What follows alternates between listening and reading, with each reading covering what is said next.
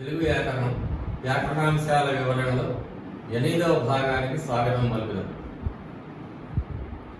ఇప్పుడు ఇంతకు ముందు భాగంలో అకార ఏకార ఉకారములు అంటే అకార ఇకార ఉకారములు ఆ 3 సంధుల గురించి తెలుసుకున్నాం. తర్వాత ఇప్పుడు ఆగమ సంధుల గురించి తెలుసుకున్నాం. మనం ఇంతకు ముందు అనుకున్నాం కదా ఆగమ ఆదేశ అని. అట్లా ఇప్పుడు ఎడాగమ సంధి. దీని సూత్రం సంధి లేని చోట స్వరంబు కంటే పరంపైన స్వరమునకు ఎడాగమం బగు. ఇప్పుడు ఆ పదాలన్నీ తెలుస్తున్నాయి, ఇది తెలవట్లేదు. ఎడాగమము అంటే ఎట్ ప్లస్ ఆగమము అని.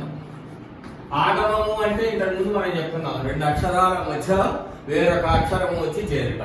ఇక్కడ ఏం చేరుతుంది? ఎట్. ఎట్ అంటే ఇ అని అర్థం. ఈ ఇ అనేది చేరుతుంది.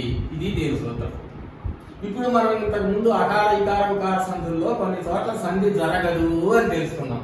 ఆ సంధి జరగని చోట మీ ప్లస్ అమ్మ మీ అమ్మ, వెలా ప్లస్ ఆలు వెలయాలు, ఆ యా ఎలా వచ్చింది అనే దానికి ఈ సూత్రం అన్నమాట. యా అనేది ఎక్కడ వచ్చినా సరే దాన్ని ఎడాగమ సంధి అంటారు. ఇప్పుడు చూద్దాం.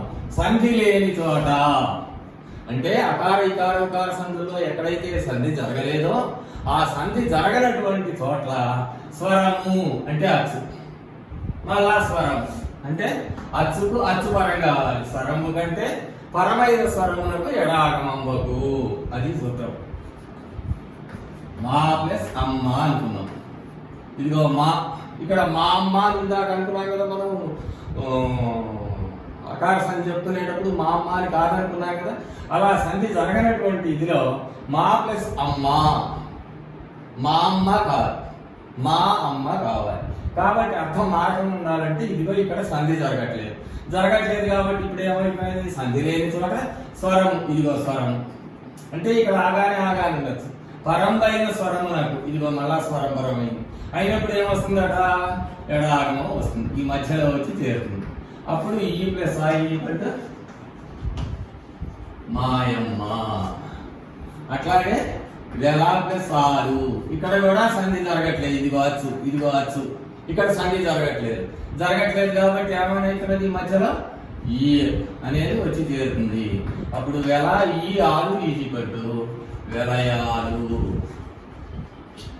ఇది ఎడాగమ సంస్కృతం. సింపుల్. సంధి లేని చోట స్వరము కంటే పరమైన స్వరమునకు ఎడాగమమును.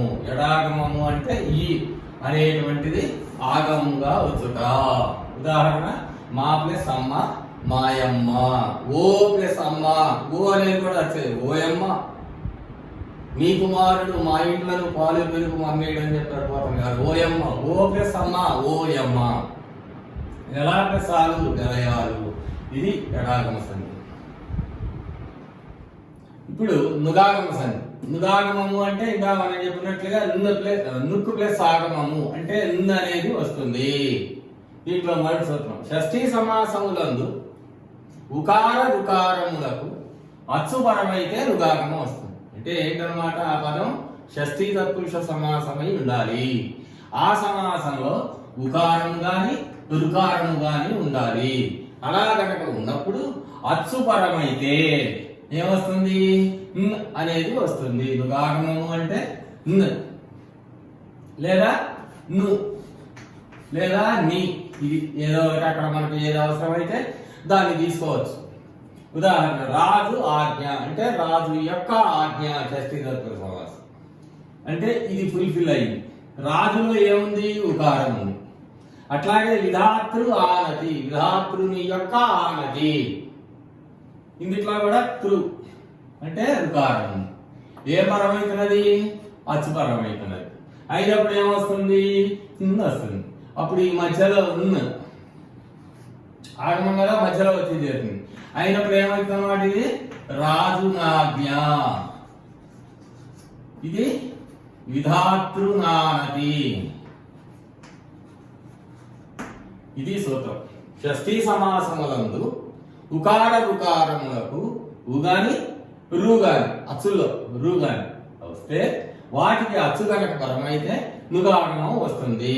ఉదాహరణ రాజు ప్లస్ ఆజ్ఞ రాజు నాజ్ఞ, విధాతృ ప్లస్ ఆనతి విధాతృ నానతి. ఇక రెండవ సూత్రం ఉదంత తద్ధర్మార్థక విశేషణములకు ఈ 3 పదాలు తెలుసుకోవాలి. ఉత్తు అంతమంది ఉన్నది. ఉదంతం అంటే ఉత్తు అంతమందు. ఇదిగో ఉత్తు పదం చివర అంతమందు ఉన్నటువంటి దానికి విశేషణం అయి ఉండాలి. ఏం విశేషణం అయి ఉండాలి? తద్ధర్మార్థక విశేషణం. తద్ధర్మార్థకం అంటే భూత భవిష్యత్ వర్తమాన కాలాలు 3 కాలాల్లో కూడా జరుగుతూ ఉండేది. పలుకును, చిలుక పలుకులు పలుకును, నిన్న పలుకుని మొన్న పలుకుని రేపు పలుకుని తద్ధర్మ కాలం, తద్ధర్మ క్రియ అయిపోయింది. అట్లాగే వెళ్ళును, నిన్న వెళ్ళును, ఇవాళ వెళ్ళును, రేపు వెళ్ళును, రైళ్లు వెళ్ళును, బస్సులు వెళ్ళును, విమానములు వెళ్ళును. సో అది ఈ అవి అనే దానికి ఈ విశేషణాలు అన్నమాట. ఇవి తద్ధర్మార్థక విశేషణములు.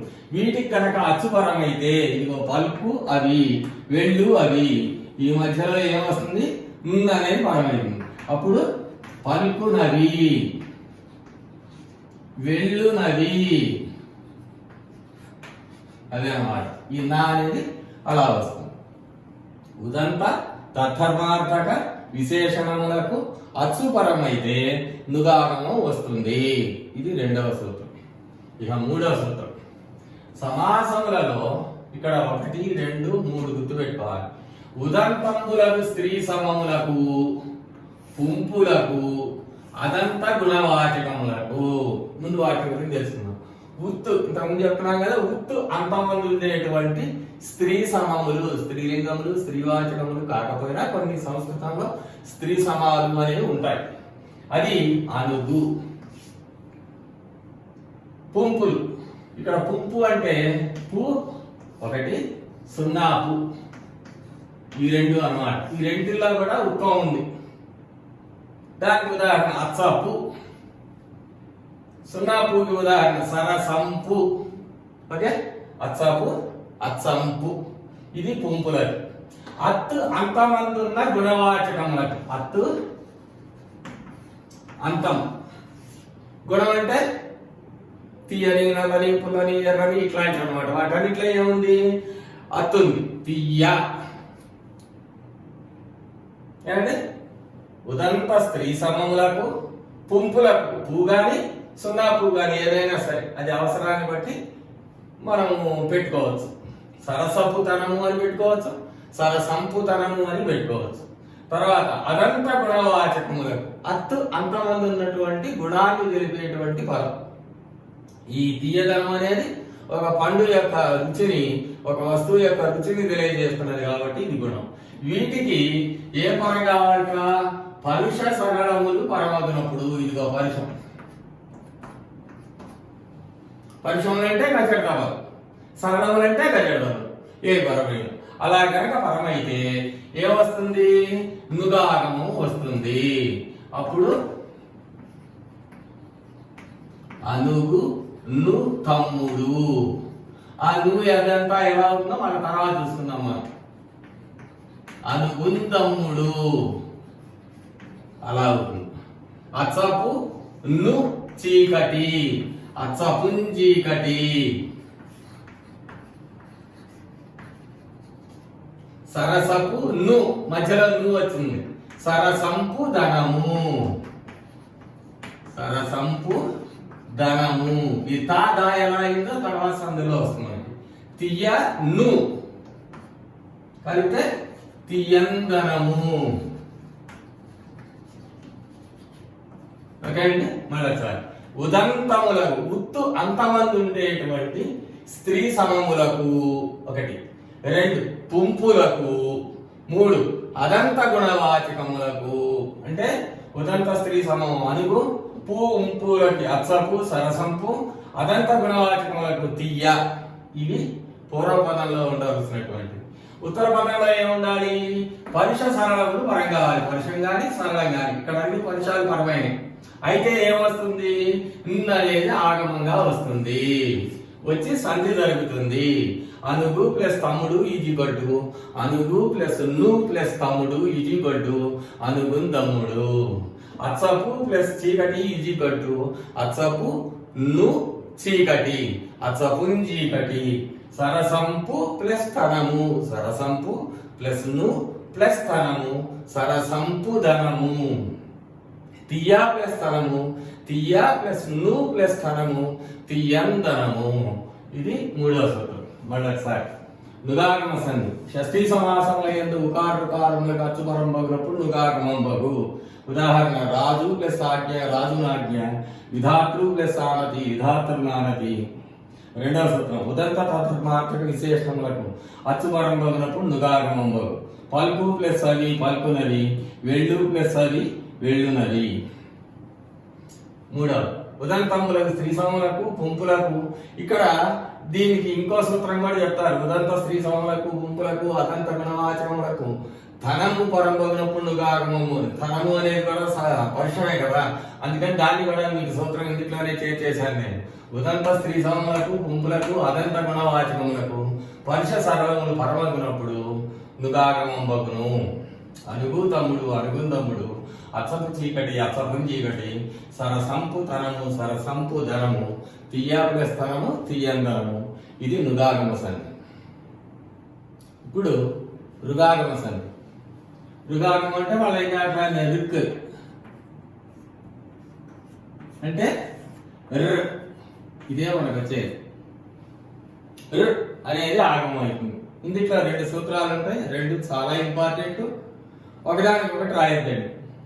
ఒకటి కర్మధారయములందు అంటే కర్మధారయ సమాసాలు పేదాది శబ్దములకు, పేద ప్లస్ ఆది, పేద ఆది శబ్దములకు ఆది శబ్దము పరం బగునప్పుడు రుగాగమం బగు. ఇది సూత్రం.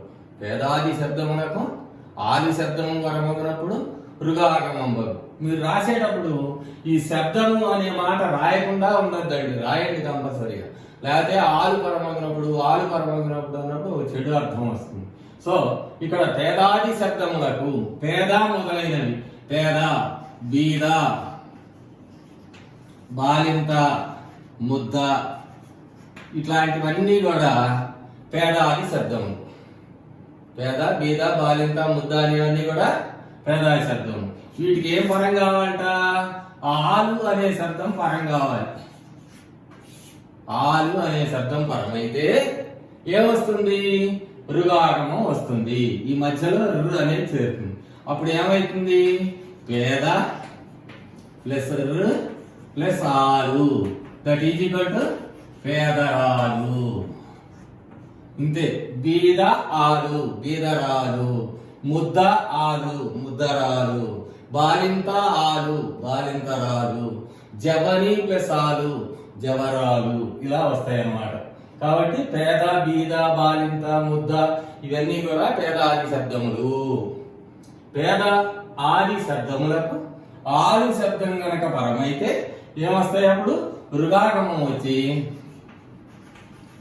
బీదరాలు బాలింతరాలు ముద్దరాలు. ఇది మొదటి సూత్రం. ఇవన్నీ తెలుగు పదాలు. పేద బీద బాలింత ముద్ద అనేవి తెలుగు పదాలు. మరి కొన్ని సంస్కృత పదాలు కూడా మనం భాషలో మాట్లాడుకుంటున్నాం. కాబట్టి వాటికి సంబంధించినటువంటిది రెండవ సూత్రము. కర్మధారయములకు తత్సమ శబ్దములకు, తత్సమ అంటే సంస్కృత శబ్దం, వాటికి ఆది శబ్దము పరమైతే, శబ్దము అనేది కంపల్సరీ రాయండి. ఆలు పరమగునప్పుడు రాయండి. ఇక్కడ ఏమైందట? ఇక్కడ రెండు అయిపోయి. ఇందాక ఇక్కడేమో రు అనేది ఒకటి మాత్రమే వచ్చింది, ఇక్కడ రెండు వస్తాయి. ఏమొస్తాయి? అత్వమునకు ఉత్వమును రుగాగమమును అగును. ఈ రెండు వస్తాయి. మళ్ళీ ఒకసారి తత్సమ శబ్దములకు అంటే సంస్కృత సమానమైనటువంటి పదములకు మనం తత్సమ తద్భావాలు చెప్పుకున్నాం. వాటికి ఆది శబ్దము పరమైతే అత్వమునకు ఉత్వమును రుగాగమమును వచ్చు. మీరు జనరల్ గా చేసే తప్పేంటంటే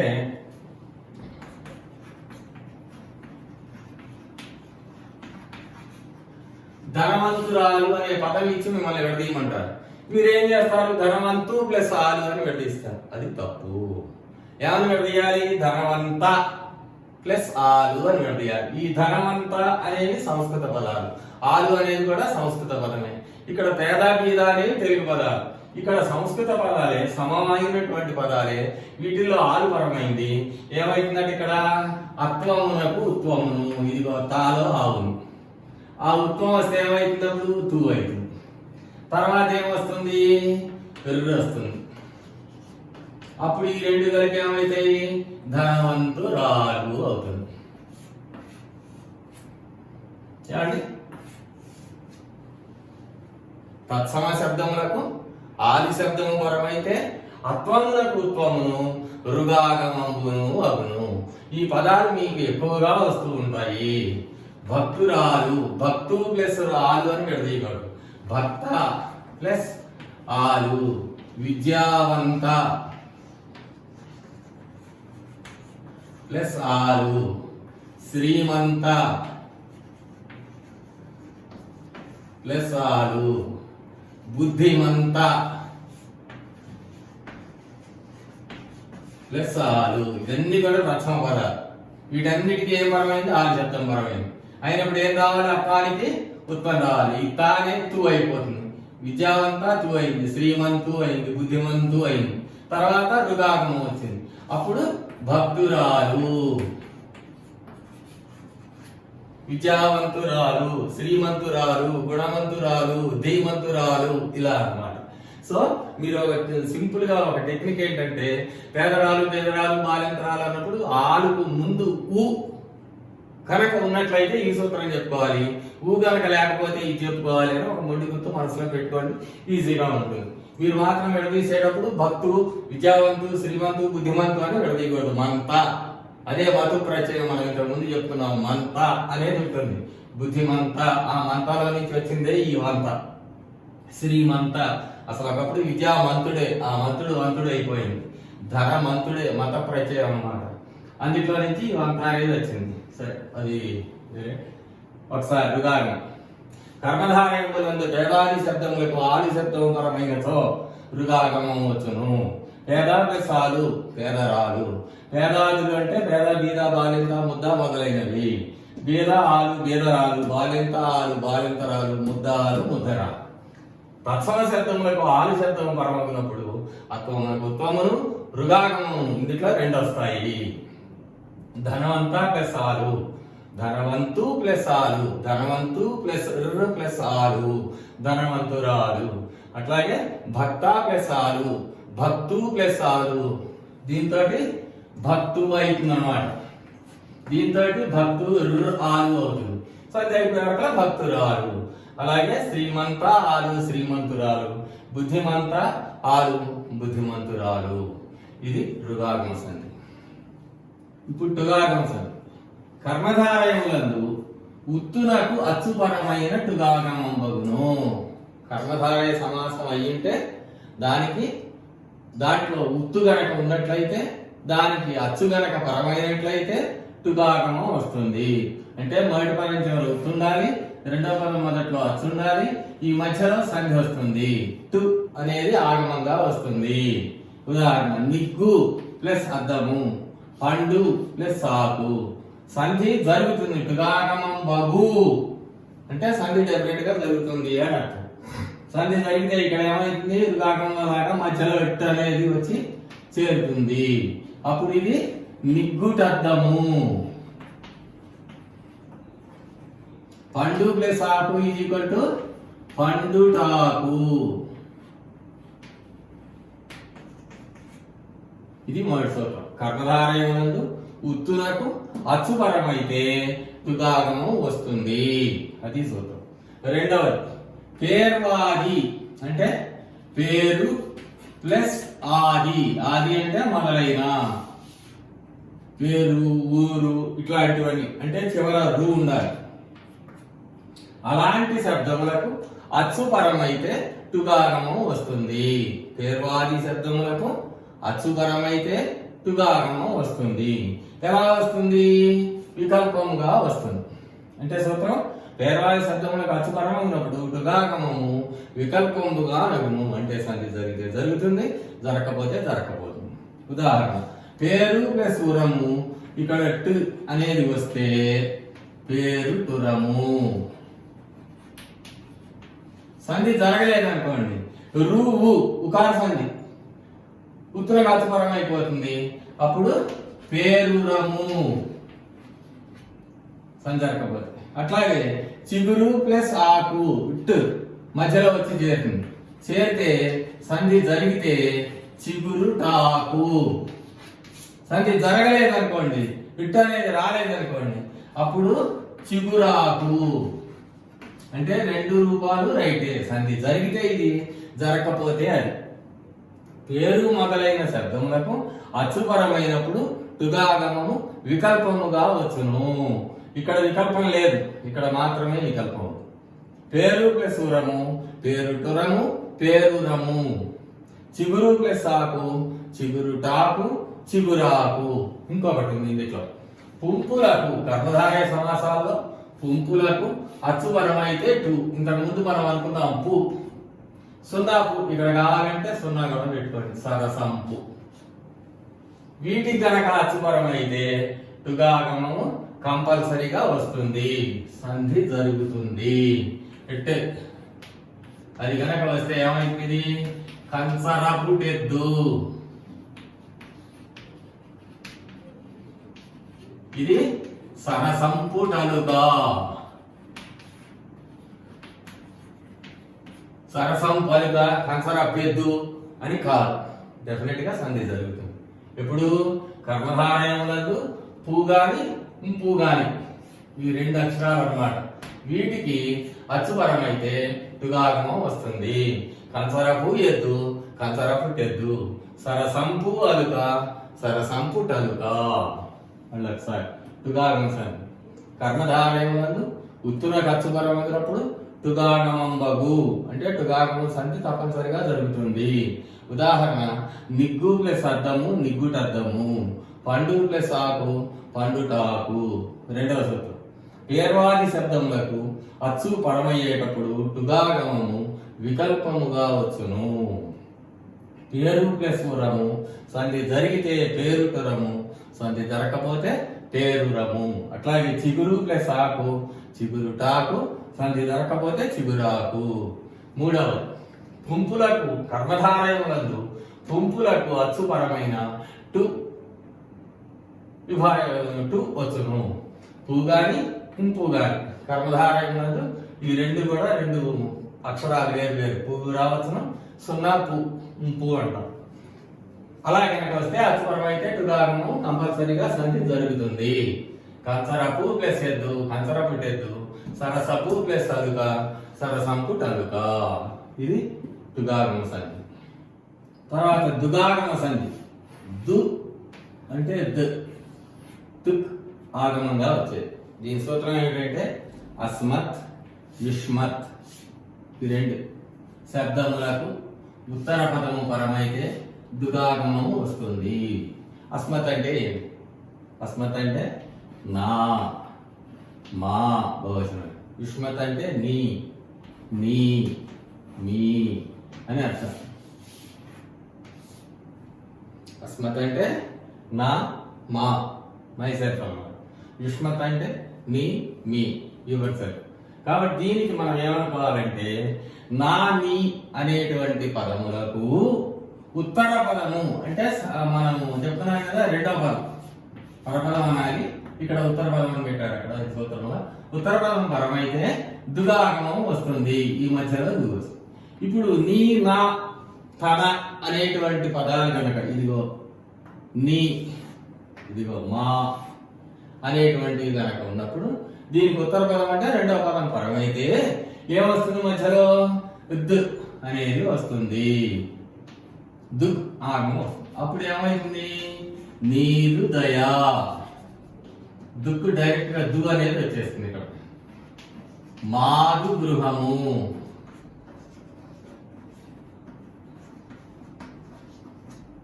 ఇది సూత్రం. దుగాగమము.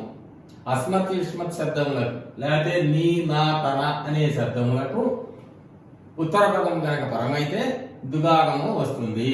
ఉదాహరణ, నీ ప్లస్ దయ, నీరు దయ. మా ప్లస్ గృహము, మాదు గృహము. ఇవి దీనికి ఉదాహరణ. ఇది దుగాగమ సంధి. ఇప్పుడు త్రిక సంధిని చూద్దాం. త్రిక ఇది చాలా ఇంపార్టెంట్. మీకు అనేక చోట్ల వస్తూ ఉంటుంది. దీంట్లో 3 సూత్రాలు ఉంటాయి. ఈ త్రిక సంధికి సంబంధించినవే 3 సూత్రాలు. ఇంతకు ముందులాగా ఏదో ఒక ఉదాహరణకి ఏదో ఒక సూత్రం కాదు. త్రిక సంధిలో ఏ ఉదాహరణ వచ్చినా ఏ పదం వచ్చినా దానికి కంపల్సరీగా 3 సూత్రాలు ఉంటాయి. ఇంకా అవసరమైతే 4వది కూడా ఉంటుంది. తర్వాత చూద్దాం. మొదటి, ఇప్పుడు ఆ ప్లస్ మగువ అమ్మగువ, ఇది మనం అమ్మగువ అని ఇస్తే ఆ ప్లస్ మగువ అని విడదీస్తాం. ఆ ప్లస్ మగువ అని ఇస్తే కలిపితే అమ్మగువ అని. ఇది ఎలా అయింది? ఇప్పుడు ఈ ఆ ప్లస్ మగువ అన్న దాన్ని మనం అమ్మగువ చేయాలి. ఇది చేయడానికి ఈ 3 సూత్రాలు కావాలి. అది మీరు గుర్తుపెట్టుకోవాల్సింది. మొదటి సూత్రం, ఆయిలు త్రికములందురు. త్రికము మీది ఊష్మ రేఫేతరం పైన. కొంతమంది ఈ మాట చెప్పడం లేదు. త్రికము మీది అసంయుక్త హలునకు ద్విత్వం అంటున్నారు. మీ ఇష్టం, ఎట్లాగైనా సరే. ఊష్మ రేఫేతరం పైన అసంయుక్త హలునకు ద్విత్వము బహుళముగా అనగును. మూడవది, విరుక్తంబగు హల్లు పరమగునప్పుడు ఆర్చికంబగు దీర్ఘమునకు రసమగును. 3 సూత్రాలు కట్టడి చేయాల్సింది. ఆయిలు త్రికములు అనబడును, లేకపోతే ఆయిలు త్రికములందురు. ఎట్లా అంటే అట్లా రాసుకున్నాం. ఇక్కడ ఏమొచ్చింది? త్రికం వచ్చింది. దాంతో తర్వాత సూత్రం బిగినైతుంది. త్రికము మీది ఊష్మరేఫేతరమునకు అసంయుక్త హల్లు పరమయ్యేటప్పుడు ద్విత్వము బహుళముగా అనగును. ఏమొచ్చింది ఇక్కడ? ద్విత్వము. దాంతో తర్వాత సూత్రం అంటే తన సూత్రాలు మీకు ఈజీగా గుర్తుపెట్టుకోవడానికి ఒక టిప్ చెప్తున్నాను అనమాట. ఈ త్రికంతో తర్వాత సూత్రం మిగిలినైంది.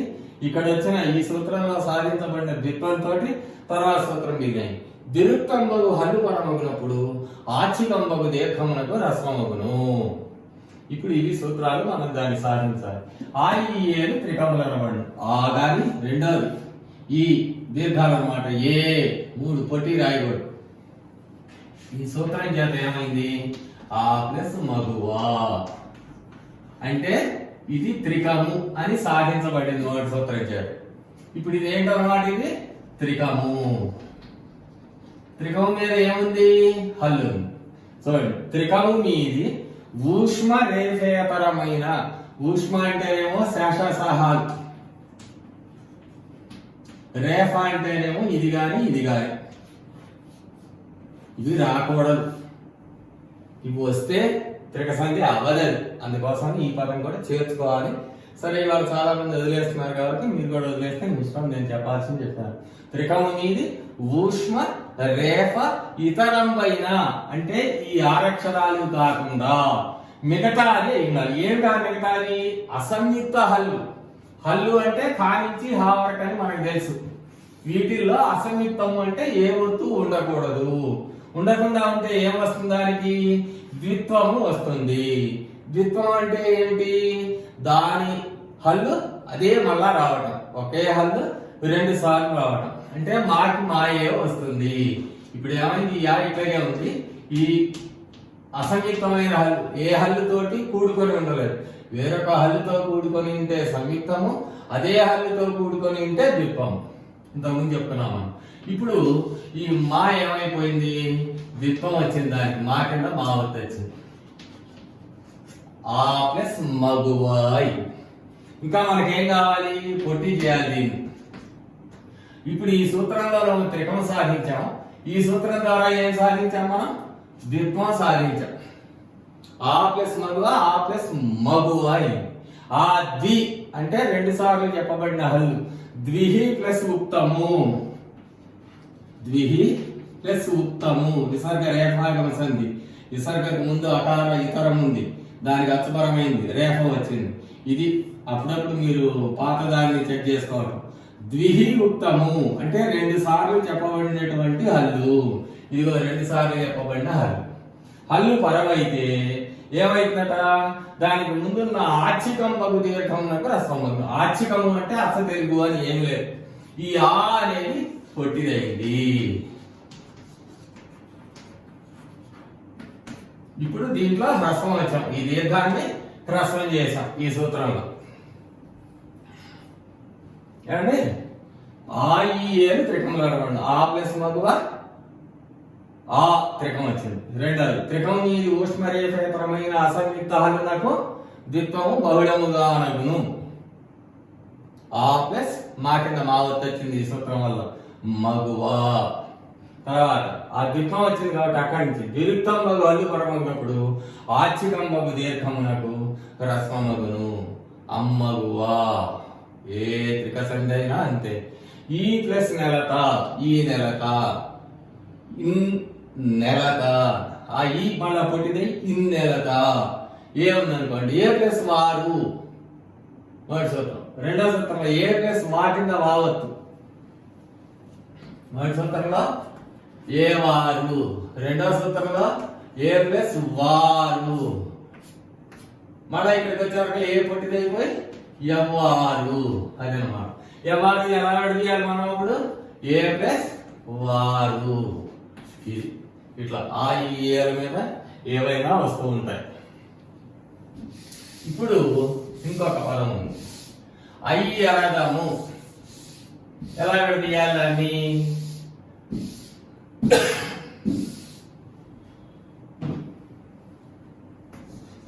ఆ ప్లస్ అరదము, రథము ప్రకృతి, అరదము ఏమండి? ఆ ప్లస్ అరదము. ఇప్పుడు మొదటి సూత్రం చేత సేమ్ ఆ ప్లస్ అరదము. రెండో సూత్రం చేత ఏం కావాలి? త్రికం మీద ఊష్మరేఖేతరమైన అసంయుక్త హల్లు. నాకు ఇక్కడ హల్లు ఉందా? లేదు. ఏం చేయాలి మనం? ముందు దాన్ని హల్లు చేసుకోవాలి. ఇక్కడ మీకు నాలుగో సూత్రం అదే. ఈ నాలుగో సూత్రం వచ్చి ఈ ప్లేస్ లోకి వస్తుంది. ఇక్కడ మనకి నాలుగో సూత్రం అనేది ఏం లేదు. ఇది 2 అయిపోతుంది, ఇది 3 అయిపోతుంది, ఇది 4 అయిపోతుంది. ఎలాగంటే ఇప్పుడు ఈ అచ్చుని హల్లు ఎలా చేయాలి మనం ఇంతకు ముందు చెప్తున్నాం ఎడాగమ సంధి. ఇక్కడ సంధి జరగట్లేదు. సంధి జరగని చోట స్వరంపు కంటే పరమైన స్వరమునకు ఎడాగమం బగు అని ఎడాగమ సంధి సూత్రం తెచ్చుకోవాలి. తెచ్చుకుంటే అప్పుడు ఈ ప్లస్ అరదము ఈక్వల్ టు ఆ ప్లస్ అరదము అయింది. త్రికమైన తర్వాత ఏం చేయాలి? ఈ అచ్చు ఎక్కడైనా అచ్చులు కనుక త్రిక సంధిలో వస్తే ఎడాగమ సంధి తెచ్చుకొని దాన్ని రెండవ సూత్రంలో పెట్టుకొని ఆ ప్లస్ అరదమును ఎరదముగా అంటే అచ్చుని హల్లు చేసుకోవాలి. ఆ తర్వాత ఈ రెండవ సూత్రం ఇంతకు ముందు మనం చెప్పుకున్నది ఇప్పుడు త్రికం అయింది. త్రికం మీద ఇదిగో ఇప్పుడు హల్ అయింది. ఊష్మరేఖేతరమైన అసంయుక్త హల్లు శేష సహాల్లో రాగాల్లో కూడా లేదు. సో అప్పుడు ఏమైతుంది? ద్విత్వం వస్తుంది. ఇప్పుడు ద్విత్వం సాధించాం. ద్విత్వం సాధించిన తర్వాత ఇంతకు ముందు చెప్పుకున్న మూడో సూత్రం నాలుగో సూత్రంగా ద్విత్వం బగు హల్లు పరమయ్యేటప్పుడు ఆచికం బగు దీర్ఘం అంటే రసం మగును అయ్యరథము. దట్ ఈజ్ ఈక్వల్ టు అప్పుడు అయ్యరథము అయిపోయింది. ఏమంటే అచ్చు కనుక వచ్చినట్లయితే ఆ ప్లస్ అరథము. రెండవ సూత్రంలో ఎడాగం సంధి, సంధి లేని స్వరము కంటే పరమైన స్వరమునకు ఎడాగమం బగు అనే సూత్రం ద్వారా అరథములో ఉన్న ఆని హల్లుగా చేసుకొని యా ఎడాగమం చేసుకొని యా హల్లుగా చేసి ఆ తర్వాత ద్విత్వము త్రికము ఇది ఊష్మరేఖేతరమైన అసంయుక్త హల్లును ద్విత్వం బహుళముగాను ఆ ప్లస్ ఎరదము యావత్ వచ్చింది. ద్విత్వం బహు హల్లు పరము ఇప్పుడు ఆచికం బహు దీర్ఘంలో రసం వచ్చింది. ఆ ప్లస్ ఎరదము. అప్పుడు ఆ పుట్టిదై అయ్యరదము అయింది. ఇలా వచ్చినటువంటి వాటిని ఏమంటామంటే ఎడాగమ త్రిక సంధి అని. ఇది ఇంకోటి త్రిక సంధి. మామూలుగా హల్లు ఉంటేనేమో త్రిక సంధి, అచ్చుండి మనం త్రిక సంధి దాన్ని మార్చుకున్నట్లయితే ఎడాగమ త్రిక సంధి. దిస్ ఈస్ కంప్లీట్ గా త్రిక సంధి. తర్వాత భాగంలో మరికొన్ని సంధులు చూద్దాం.